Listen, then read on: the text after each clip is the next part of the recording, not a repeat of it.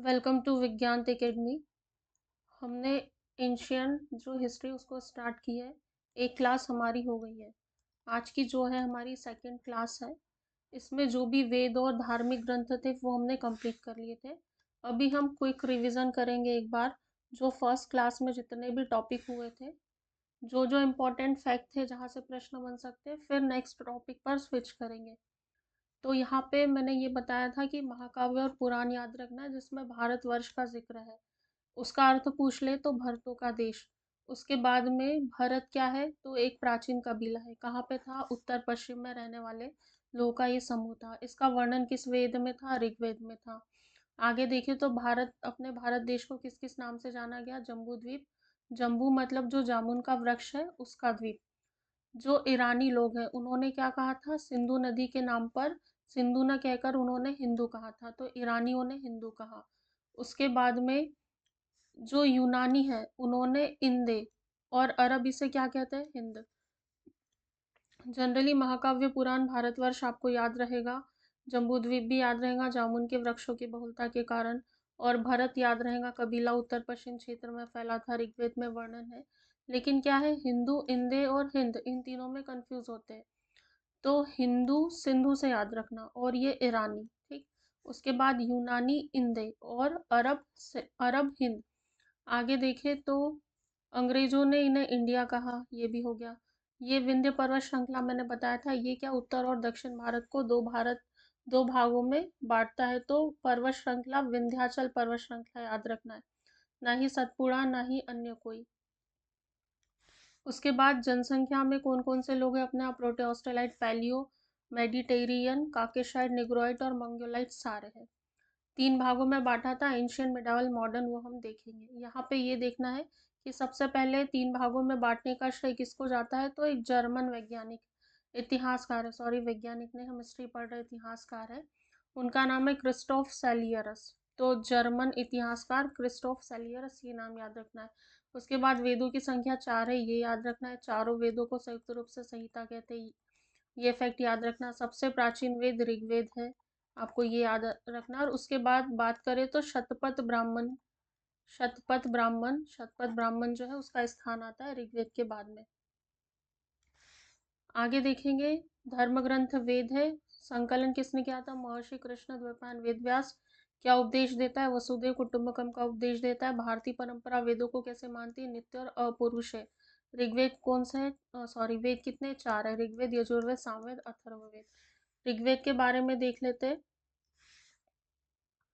जो ऋचा है उनका क्रमबद्ध ज्ञान संग्रह, ये ऋग्वेद है। अब याद ही रखना, मंडल तो 10 मंडल, सूक्त 10,028 सूक्त, और ऋचाएँ कितनी है? 10,462। यहाँ पर देखिए, यहाँ पर 10 कॉमन है, 10 मंडल फिर 28 लगा दिए तो 10 28 सूक्त है, और 10,462 ऋचा है। जो भी इसका पाठ करेगा उसे क्या कहेंगे? होत्र। यहाँ कहीं लिखा होगा, देखते हैं। इससे क्या मिलता है? जो आर्य थे उसकी राजनीतिक प्रणाली और इतिहास और ईश्वर की महिमा के बारे में हमको जानकारी मिल जाती है। जो तीसरा मंडल है वो सूर्य देवता को समर्पित जो गायत्री मंत्र है, वो उसका वर्णन तीसरे मंडल में किसने लिखा है? विश्वामित्र ने लिखा है। 9वें मंडल में क्या है? देवता सोम का उल्लेख है। 7वें मंडल में हाथ से लिखी हुई ऋचा है, उसको क्या कहा? हिल। सबसे बड़ा मंडल कौन सा है? 10वां, जिसमें नदी स्तुति सूक्त, नदी स्तुति मतलब नदियों की प्रशंसा, पुरुष सूक्त में वैदिक समाज शास्त्र, और नासदीय सूक्त। नासदीय सूक्त का मैंने अर्थ बताया था कि क्या होता है। जो ब्रह्मांड के सृजन से संबंधित विभिन्न अनुमान है वो नासदीय सूक्त में आते, पूछा जा सकता है। सूर्य सूक्त में विवाह श्लोक, ये याद रखना, सूर्य सूक्त में विवाह श्लोक। आपसे बोल देंगे कि सूर्य सूक्त में भगवान सूर्य की उपासना, अर्चना, पूजा विधि विधान, या भगवान सूर्य का महत्व इस तरीके से बताया गया, तो आप सोचोगे कि हो सकता है सूर्य सूक्त में सूर्य भगवान से संबंधित ही जानकारी होगी, लेकिन वहां पर आप गलत हो जाएंगे, प्रश्न गलत हो जाएगा। तो जो सूर्य सूक्त है वो किससे संबंधित है? विवाह श्लोक से संबंधित है। नासदीय में ब्रह्मांड के सृजन से संबंधित अनुमान। कैसे याद रखोगे? ब्रह्मांड का सृजन भी होता है और नासदीय मतलब नाश भी होता है, ठीक है। तो नाश कब होगा? जब किसी वस्तु का सृजन हुआ होगा। तो ब्रह्मांड के सृजन से संबंधित अनुमान। चातुर्वर्ण समाज की कल्पना, 10वें मंडल में 4 वर्ण है, ब्राह्मण, क्षत्रिय, वैश्य, शूद्र। जो ब्रह्मा के, यहाँ आपको शिव दे देगा, विष्णु दे देगा, लेकिन आपको ब्रह्मा याद रखना। ब्रह्मा के मुख, भुजा, जंघा और चरणों से उत्पन्न हुए। धर्मसूत्र 4 जो जाति की स्थिति, व्यवसाय, दायित्व, कर्तव्य, विशेषाधिकारों का विभेद करता है। आगे ऋग्वेद के परिच्छेदों में अधन्य शब्द, किस वेद में? ऋग्वेद में। फिर बोलेगा किस वेद में? ऋग्वेद में। उसका अर्थ पूछ लिया तो जिसका वध नहीं किया जा सकता, किस के लिए बोला गया था? गाय के लिए। ऋग्वेद में ब्रह्म का उल्लेख है लेकिन आत्मा का नहीं, याद रखना। ऋग्वेद में ही अधन्य शब्द प्रयोग दिया है जिसे मारा न जा सके, ठीक है। भरत शब्द का उल्लेख है, जो कबीला था उत्तर पश्चिम क्षेत्र में था। ईसा पूर्व और ईसवी मैंने बता दिया था। ईसा मसीह के जन्म के पहले का समय बीसी, ईसा पूर्व, और जन्म के बाद का ईसवी, ठीक। उसके बाद में यहाँ पे देखिए वामन अवतार की बात करें तो इसके 3 पगों के आख्यान का स्रोत क्या है? ये भी ऋग्वेद है। वामन अवतार क्या था? जो श्री हरि थे उनके जो भी अवतार है उसमें पहला ऐसा अवतार था जो मानव रूप में आए थे। पिता कश्यप ऋषि और माता अदिति थी। जन्म इनका बौने ब्राह्मण के रूप में हुआ था, और जो भागवत पुराण है उसके अनुसार इसका उद्देश्य क्या है? भगवान विष्णु द्वारा जो इंद्र देवता है उनको पुनः स्वर्गलोक पर अधिकार दिलाना। वामन भगवान को दक्षिण में किस नाम से जानते? उपेंद्र के नाम से जानते। उसके बाद इंद्र के लिए 250 और अग्नि के लिए 200 ऋचाओं की रचना की गई ऋग्वेद में। ये भी याद रखना, इंद्र के लिए 250 है और अग्नि के लिए 200। प्राचीन इतिहास में ऋग्वेद, वैदिक साहित्य में ऋग्वेद के बाद शतपथ ब्राह्मण का स्थान आता है। स्टार्टिंग में ही बता दिया था मैंने। यजुर्वेद में क्या है? मंत्र और बलि के समय जो भी डिसिप्लिन है उसका वर्णन है। इसके जो भी पाठ करता है उसको क्या कहते हैं? अर्धर्यु कहते हैं। यजुर्वेद में यज्ञों के नियम और विधि विधान का संकलन है, और बलिदान विधि का वर्णन है। ऐसा वेद है जो गद्य पद्य दोनों में है, ठीक है। यजुर्वेद जो है गद्य पद्य दोनों में है। सामवेद शाब्दिक अर्थ है गान, तो यज्ञों के समय जो भी गाए जाने वाले ऋचा या मंत्र है उनका संकलन रहेगा, और जो भी पढ़ेगा उसको उद्धात्र कहेंगे। इसका संकलन ऋग्वेद पर आधारित है, और 1800 जो 10 सूक्त है ये ऋग्वेद से लिए गए हैं। भारतीय शास्त्रीय संगीत का जनक सामवेद को कहते हैं। आपसे पूछ ले कि कौन सा ऐसा वेद है जो गद्य पद्य दोनों में है, तो आपको यजुर्वेद लगाना है। उसके बाद में यजुर्वेद और सामवेद में किसी भी विशिष्ट ऐतिहासिक घटना का उल्लेख नहीं है। अथर्ववेद में आपको याद रखना, अथर्वा ऋषि ने रचा था। 731 मंत्र है, 6000 पद्य है, और मंत्र ऋग्वैदिक मंत्रों से भी प्राचीन है। इसमें कुछ औषधों का सबसे पहले उल्लेख कहाँ मिला है? अथर्ववेद में। और यहाँ जादू टोना लिखा होगा, जादू टोने का वर्णन भी यही है। और पृथ्वी सूक्त जो है अथर्ववेद का प्रतिनिधि सूक्त है, तो अथर्ववेद का प्रतिनिधि सूक्त पृथ्वी सूत्र, पृथ्वी सूक्त। मैंने बताया था कि मानव पृथ्वी पर रहता है, तो इसमें मानव जीवन के सभी पक्षों का वर्णन रहेगा। आगे देखते हैं, इसमें परीक्षित को कुरु का राजा कहा गया, और कुरु देश की समृद्धि का अच्छा चित्रण मिलता है। सभा और समिति को प्रजापति की 2 पुत्रियां कहा गया। यह किस वेद में वर्णित है? तो अथर्व वेद में वर्णित है। प्रीलिम्स का क्वेश्चन है ये। वेदों की कई शाखाएं, वैदिक अध्ययन, व्याख्या, उससे जुड़े। अब देखिए यहाँ पर मैंने बताया था कि एकमात्र जीवित शाखा किसी वेद की है, तो वह है ऋग्वेद की, और उसका नाम क्या है? शाकल शाखा, ठीक है। शाकल एकमात्र जीवित शाखा है जो ऋग्वेद की है। उसके बाद यजुर्वेद को 2 शाखा में बांटा है, शुक्ल यजुर्वेद, कृष्ण यजुर्वेद, और मैंने बताया था एकमात्र ऐसा वेद है जो गद्य में भी है और पद्य में भी है। उसके बाद में माध्यन्दिन और काण्व, शुक्ल यजुर्वेद और वाजंसेय संहिता की शाखा है। कृष्ण यजुर्वेद की शाखा कौन सी है? काष्टक, कनिष्ठल, मैत्रायणी और तैत्तिरीय। कृष्ण भगवान, तो कृष्ण से संबंधित क से काटक, क से कनिष्ठल और मैत्रायणी और तैत्तिरीय। कौथुम रानायनीय और जैमिनीय या तलवकार सामवेद की शाखा है। अथर्ववेद की शाखा कौन सी है? शौनक और पेपलाद। जो चारों वेद है उनकी शाखाएं बताइए। एकमात्र जीवित शाखा जो है शाकाल है, जो ऋग्वेद की है।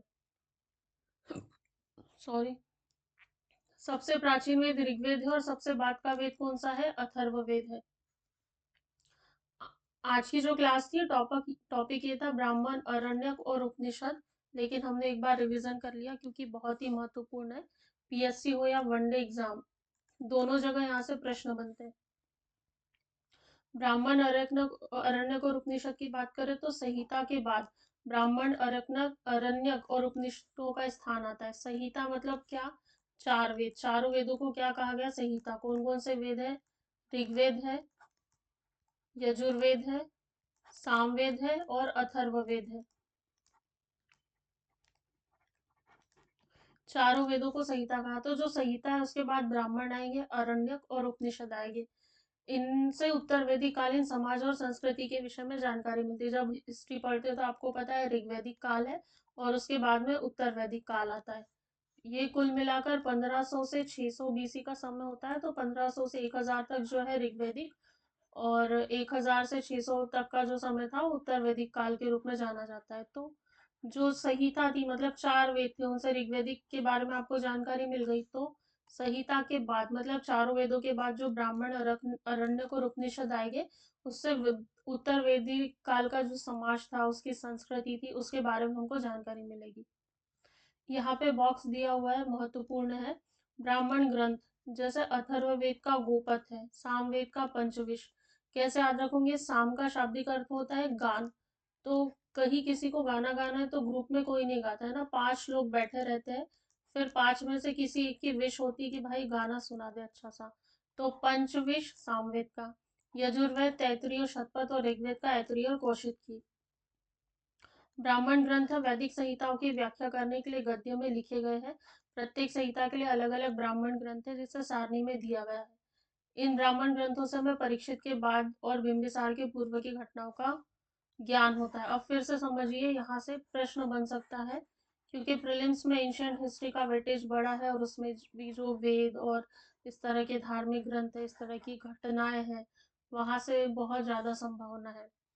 तो संहिता के बाद इनका स्थान पता चल गया। वेद और ब्राह्मण ग्रंथ बता दिए, साम का पंचविश बता दिया, अथर्ववेद का गोपथ बता दिया, क्योंकि लास्ट वाला वेद है। पथ मतलब रास्ता, गो मतलब जाओ। भैया चारों वेद तुम्हारे हो गए, अब तुम गो हो जाओ, यहाँ से अपने पथ पकड़ लो और घर निकल लो चुपचाप। तो अथर्ववेद गोपथ हो गया, सामवेद का पंचविश हो गया। ऋग्वेद जो सबसे पहला था, ऐतरेय कौशिक की। ऐतरेय मतलब इतराना, जिसको सबसे पहला वेद पढ़ना आ गया वो बहुत इतराएगा। कौशिक की, उसके कोश में शब्दकोश भंडार बढ़ गए, ऐसे याद रख लो। फिर यजुर्वेद का तैत्तिरीय और शतपथ। यहाँ देखो, ब्राह्मण ग्रंथ वैदिक संहिताओं की व्याख्या करने के लिए गद्य में लिखे गए हैं। प्रत्येक संहिता के लिए अलग अलग ब्राह्मण ग्रंथ है, जिसे सारणी में दिया गया है। गद्य में लिखे गए ऐसे वेद का नाम बताइए जो गद्य पद्य दोनों में, आपको कमेंट बॉक्स में आंसर करना है। देखिए, आप लोगों का जितना अच्छा रिस्पॉन्स रहेगा उतने जल्दी क्लास कंप्लीट हो जाएगी, क्योंकि आप लोगों ने लाइव आना तो बंद ही कर दिया, इसलिए मुझे रिकॉर्ड करके क्लास अपलोड करनी पड़ रही है। ठीक है, कोई बात नहीं। यहाँ पे जो ब्राह्मण ग्रंथ है उनको गद्य में लिखा है। आपको मैं बता दूं कि जो अपना यजुर्वेद है वो गद्य और पद्य दोनों में है। शुक्ल यजुर्वेद, कृष्ण यजुर्वेद, इसकी 2 शाखाएं भी है। आगे देखते हैं। इन ब्राह्मण ग्रंथों से हमें परीक्षित के बाद और बिंबिसार के पूर्व की घटनाओं का ज्ञात होता है। अब ब्राह्मण ग्रंथ किस किस का सोर्स है? तो जो परीक्षित है उनके बाद की, और जो बिंबिसार है, बिंबिसार के जो पूर्व की घटना है उनके बारे में हमको पता चल जाएगा कि ऐसी ऐसी घटनाएं हुई थी। ऐतरेय में राज्याभिषेक के नियम और कुछ प्राचीन राजाओं के नाम दिए। ऐतरेय क्या है? ऐतरेय और कौशिक की, जो ऋग्वेद है उसका ब्राह्मण ग्रंथ है ऐतरेय कौशिक की। शतपथ, शतपथ किसका है भाई? शतपथ ऋग्वेद के बाद यजुर्वेद आता है। यजुर्वेद का है शतपथ। इसमें गंधार, शल्य, केकय, कुरु, पंचाल, कौशल और विदेह इन राजाओं का उल्लेख है। वैदिक साहित्य में ऋग्वेद के बाद किसका स्थान आता है? शतपथ ब्राह्मण का। अरण्यक में यज्ञ से जुड़े कर्मकांड की दार्शनिक और प्रतीकात्मक अभिव्यक्ति है। अरण्यक की बात की, इसमें यज्ञ से जुड़े जो भी कर्मकांड है और जो भी दार्शनिक है उसकी प्रतीकात्मक अभिव्यक्ति बताई गई है।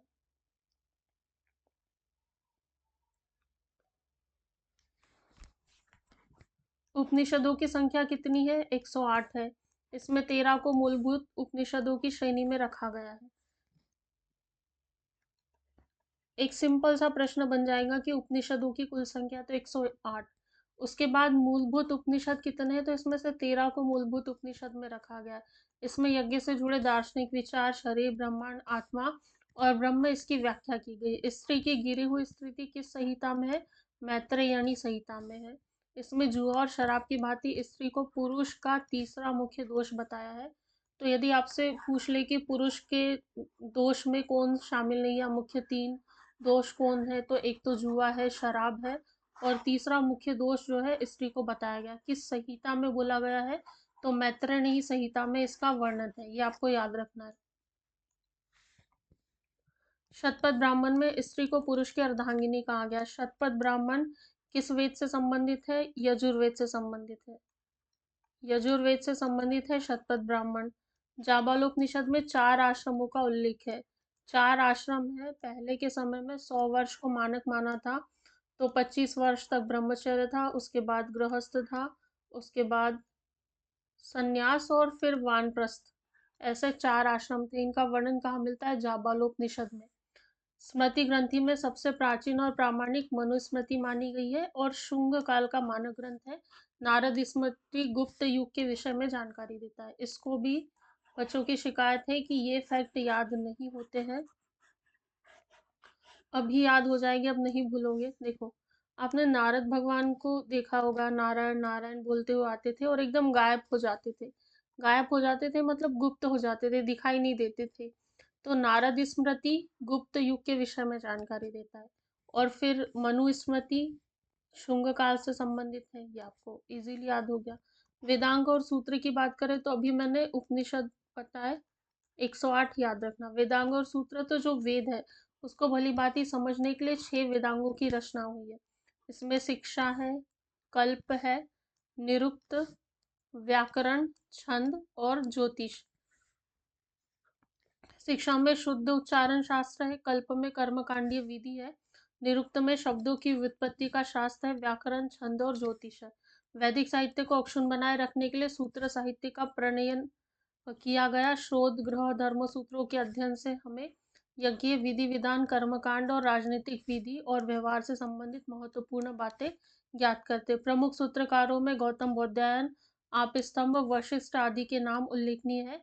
सूत्रों में गौतम धर्म सूत्र सबसे प्राचीन माना गया है। वेदांग और सूत्र को फिर से समझना कि वेदों को भली भांति समझने के लिए कितने वेदांगों की रचना की गई है, 6 वेदांगों की रचना की गई है। 6 वेदांगों के नाम पता होना चाहिए। हो सकता प्रश्न ऐसा पूछ ले कि निम्न में से कौन सा वेदांग नहीं है। तो शिक्षा है, कल्प है, निरुक्त, व्याकरण, छंद और ज्योतिष।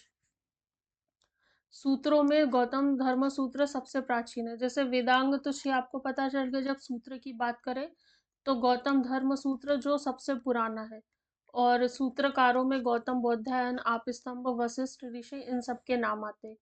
आगे पुराण देखते हैं।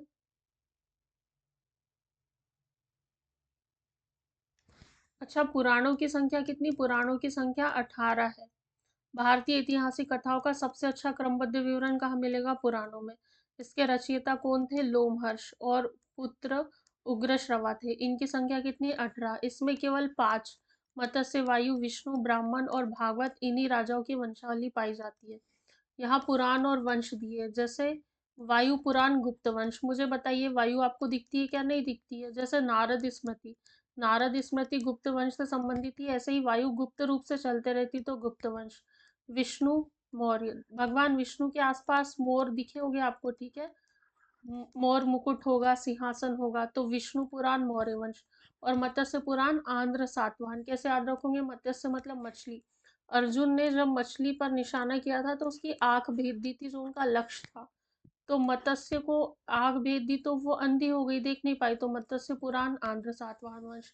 ये चीजें भी आपको क्लियर हो गई। फिर 5 राजाओं की वंशावली पाई जाती, ये आपको याद रखना है। यहाँ से प्रश्न बन सकता है। सबसे पहले तो संख्या पूछ ले, तो 18 पुराण है। फिर कौन सा पुराण किस वंश से संबंधित है, वो आपको पता होना चाहिए। उसके बाद में 5 वंशावली में ही इसका वर्णन है। जैसे मत्स्य आंध्र सातवाहन से पता चल गया, वायु गुप्त रूप से चलती, ये भी भगवान विष्णु मौर्य वंश से संबंधित है। उसके बाद भागवत और ब्राह्मण 2 ही याद रखना है, क्योंकि 3 तो आपने बॉक्स में याद कर लिए। नोट दिया हुआ है, पुराणों में मत्स्य पुराण सबसे प्राचीन और प्रामाणिक है। मत्स्य पुराण पुराणों में सबसे प्राचीन और प्रामाणिक है। वेद में ऋग्वेद सबसे प्राचीन है। और सूत्र बताए थे मैंने, सूत्र में गौतम धर्म सूत्र सबसे प्राचीन है। तो वेद में है, धर्म सूत्र में है, या फिर पुराण में, कौन प्राचीन है ये आपको पता होना चाहिए। और मत्स्य पुराण किस वंश से संबंधित है? आंध्र सातवाहन वंश से संबंधित है। अधिकतर पुराण सरल संस्कृत श्लोक में लिखे गए। स्त्रियां और शूद्र, उन्हें वेद पढ़ने की अनुमति नहीं थी, वे भी पुराण सुन सकते थे। पुराणों का पाठ पुजारी मंदिरों में करते थे। अब आपको बोल दे कि जो 4 वेद है और उन्हें क्या स्त्रियां पढ़ सकती थी? बिल्कुल नहीं। क्या शूद्र पढ़ सकते थे? बिल्कुल नहीं। लेकिन जो पुराण है वो उनको सुन सकते थे, और जो पुजारी है मंदिर में इसका पाठ करते थे। सामाजिक सांस्कृतिक दृष्टि से अग्नि पुराण का काफी महत्व है, जिसमें राजतंत्र के साथ साथ कृषि संबंधी विवरण भी दिया है। तो सामाजिक की बात कर ले या सांस्कृतिक दृष्टि की बात कर ले, तो जो अग्नि पुराण है उसका महत्व है, क्योंकि इसमें जो राजतंत्र है उसके साथ कृषि संबंधी विवरण भी मिलता है, नोट दिया हुआ है। उपनिषदों की रचना पुराणों से भी पहले हुई है। सबसे पहले 4 वेद आए, उसके बाद में इन्होंने उपनिषद बोला जो 108 है। जो पुराण है उसके पहले भी उपनिषदों की रचना हो गई थी। पुराणों की संख्या 18 बताई है, और 5 ऐसे वंश बताए हैं जिसमें राजाओं की वंशावली का वर्णन है। उसमें था मौर्य, गुप्त, आंध्र सातवाहन, ब्राह्मण और भागवत पुराण। आगे देखेंगे बौद्ध, जैन और अन्य साहित्य के बारे में। जातक में बुद्ध के पूर्व जन्म की कहानी वर्णन। भगवान बुद्ध का जब जन्म नहीं हुआ था, तो जन्म के पहले की जो कहानियां बनती है वो जातक में वर्णित है। हीनयान का प्रमुख ग्रंथ है कथा वस्तु, जिसमें महात्मा बुद्ध का जीवन चरित्र अनेक कथानकों के साथ वर्णित है। यहाँ पर 2 अलग अलग बातें हैं, दोनों बातें भगवान बुद्ध से संबंधित है। आपको कैसे याद रखना है फिर से समझिए। पूछा जा सकता है प्रश्न, किसमें किस घटना का वर्णन है, कौन सी भगवान बुद्ध के जन्म के पहले की है, कौन सी बात की है, किसने लिखी हुई है। तो पहला प्रश्न तो यदि आपसे पूछ ले कि कथा वस्तु किस धर्म का धार्मिक ग्रंथ है, तो बौद्ध धर्म का धार्मिक ग्रंथ है कथा वस्तु।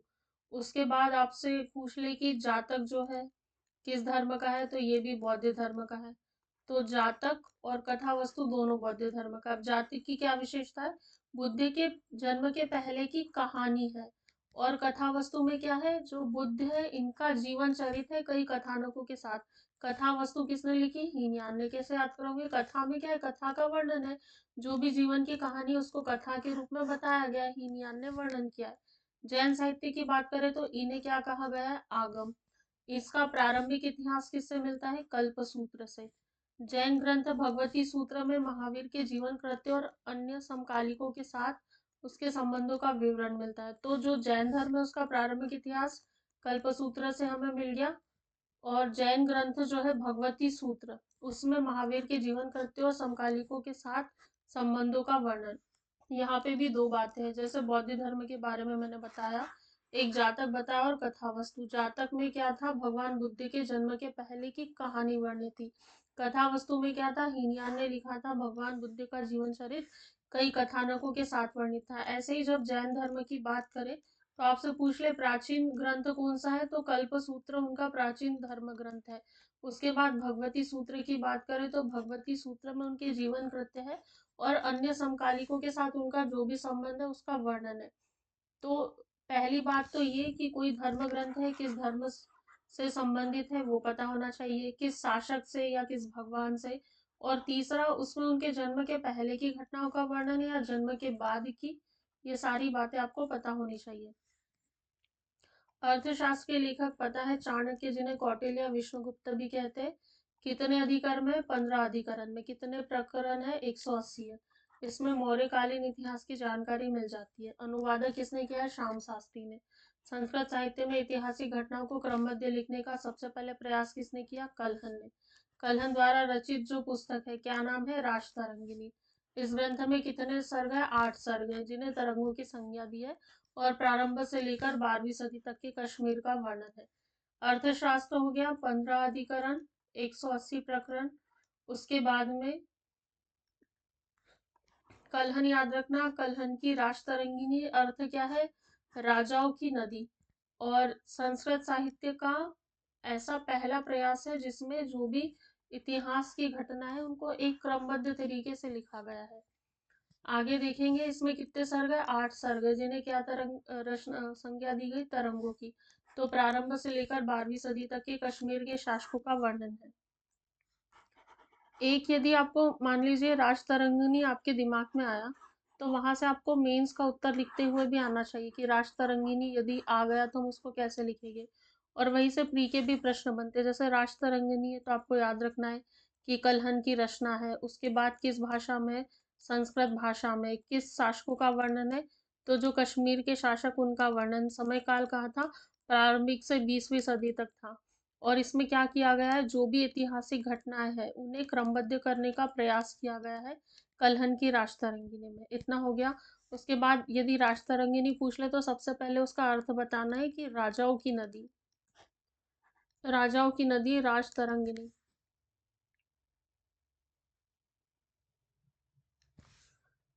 अष्टाध्यायी क्या है, संस्कृत भाषा व्याकरण की पहली पुस्तक है और इसके लेखक पाणिनि है। अभी कलहन की बताई, राजतरंगिणी वो पूरा एक अलग मैटर है, ये पाणिनि, इनकी है अष्टाध्यायी। मौर्य के पहले का इतिहास और मौर्ययुगीन राजनीतिक अवस्था की जानकारी। अब इसको कैसे याद रखोगे, बहुत इजी, क्योंकि यहाँ पे भी कुछ मेरे पास मैसेज आए थे कि ये जो कलहन है और राजतरंगिणी अष्टाध्यायी, इसमें कंफ्यूज होते तो पाणिनि से पानी याद रखना, पानी। आपको क्या कहते हैं, कितना पानी पीना चाहिए, एटलीस्ट 8 ग्लास आपको पानी पीना चाहिए, 3 से 4 लीटर एक दिन में, या 3.5 लीटर पानी आपको पीना ही चाहिए। ग्लास में काउंट करें तो 8 ग्लास। तो 8 से क्या है, अष्टाध्यायी, और पाणिनि से पाणिनि, बस खत्म। अष्टाध्यायी क्या है, संस्कृत भाषा व्याकरण की पहली पुस्तक है। दोनों में अंतर भी याद रखना, राजतरंगिणी और अष्टाध्यायी में क्या अंतर है, क्योंकि बिल्कुल बहुत आसानी से कंफ्यूज हो जाओगे यदि क्लियर नहीं करोगे तो। अष्टाध्यायी क्या है, जो संस्कृत में व्याकरण की पहली पुस्तक है, जबकि जो राजतरंगिणी है, राजतरंगिणी में क्या है, संस्कृत भाषा में जो ऐतिहासिक घटनाएं हैं उनको क्रमबद्ध लिखने का प्रयास है, ऐतिहासिक घटनाओं को, लेकिन ये व्याकरण की पहली पुस्तक है। अष्टाध्यायी पाणिनि। नोट दिया हुआ, अष्टाध्यायी में पहली बार लिपि शब्द का प्रयोग मिला है, किसमें मिला है, अष्टाध्यायी किसने लिखी है, पाणिनि ने। संस्कृत व्याकरण की पहली पुस्तक है। कात्यायन की बात करें तो इसका गार्गी संहिता ज्योतिष ग्रंथ है, फिर भी इसमें भारत पर होने वाले यवन आक्रमण का उल्लेख है। तो गार्गी संहिता पूछ ले कैसा ग्रंथ है, ज्योतिष ग्रंथ है, किसका है, कात्यायन का। किस आक्रमण का उल्लेख है, भारत पर होने वाले यवन आक्रमण का उल्लेख। पतंजलि पुष्यमित्र शुंग के क्या थे, पुरोहित थे, और इनके महाभाष्य से शुंगों के इतिहास का पता चलता है। तो महाभाष्य पतंजलि की रचना थी, उससे जो शुंग है उनके इतिहास का पता चलता है। जो विदेशी यात्रियों से मिलने वाली जानकारी है, इसको अगली क्लास में करेंगे, इसके लिए अलग से लेक्चर ले लेंगे तो सेपरेट अच्छा रहेगा रिवीजन के लिए। बहुत अच्छे से पढ़ाई कीजिए, थैंक यू।